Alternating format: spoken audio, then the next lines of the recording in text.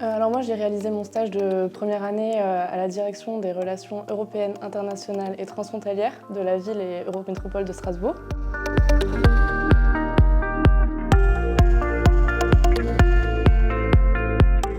Bonjour, donc je m'appelle Lucas Thénard, je suis enseignant-chercheur à la faculté des lettres et sciences humaines de l'Université catholique de Lille et je suis par ailleurs donc vice-doyen de cette faculté et responsable du parcours environnement et transition du master relations internationales. Alors bonjour, moi c'est Juliette et je suis en deuxième année de master relations internationales en parcours environnement et transition de la FLSH.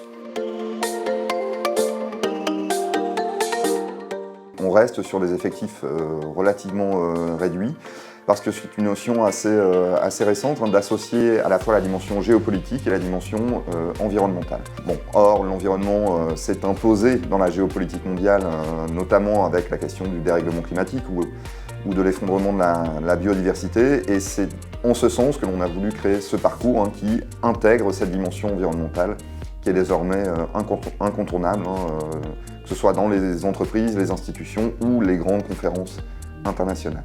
Alors moi j'ai choisi ce parcours parce que j'ai justement beaucoup aimé le fait de pouvoir lier la dimension relations internationales et géopolitique aux questions environnementales, de transition et d'adaptation des sociétés au changement climatique. Ce sont des cours qui relèvent de la spécialité environnementale. Alors au départ, en M1, je dirais qu'on est surtout sur des approches un petit peu géographiques ou des approches un petit peu de base pour établir toujours un socle commun.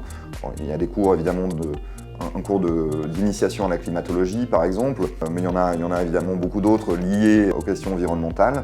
Et puis en M2, on bascule plutôt sur des enseignements beaucoup plus thématiques. Il y a des questions liées à l'agriculture, à la santé, aux transitions environnementales, notamment énergétiques, et leur financement. Et puis quelques cours également de professionnalisation avec des savoir-faire un peu techniques. Je pense en particulier au système d'information géographique, par exemple. Alors moi j'ai beaucoup aimé la matière intitulée Mer, océan et environnement parce que je me suis rendu compte qu'il y avait beaucoup de choses que je ne savais pas dans ce domaine et qui sont très importantes. À titre plus personnel, j'ai aussi beaucoup aimé le cours de géopolitique de l'énergie parce que c'est une thématique qui m'intéresse et sur laquelle j'ai d'ailleurs fait mon mémoire de première année. Alors moi j'ai réalisé mon stage de première année à la direction des relations européennes, internationales et transfrontalières de la ville et Eurométropole de Strasbourg. Plus précisément au département coopération internationale et jumelage, qui avait donc pour but en fait de promouvoir les partenariats et le jumelage de la ville avec des villes étrangères, notamment dans l'organisation d'événements, dans la mise en place de projets de soutien et de solidarité ou dans l'accueil de délégations internationales. Alors les débouchés sont multiples. De plus en plus, les étudiants trouvent des postes qui n'existaient pas il y a encore quelques années. Parfois même, certains postes ont été créés spécifiquement pour les étudiants à la suite de leur stage, justement. Voilà, donc il y a dans les grandes entreprises, je dirais, des chefs de projet juniors, des chargés de mission, notamment sur les questions de transition environnementale, notamment des projets liés au solaire, à l'éolien, etc.